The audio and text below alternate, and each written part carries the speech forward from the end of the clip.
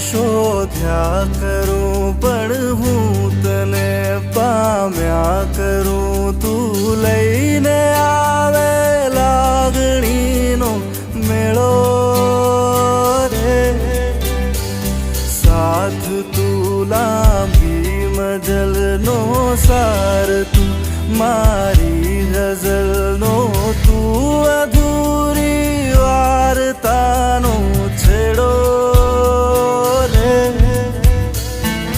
મીઠડી આ સજા છે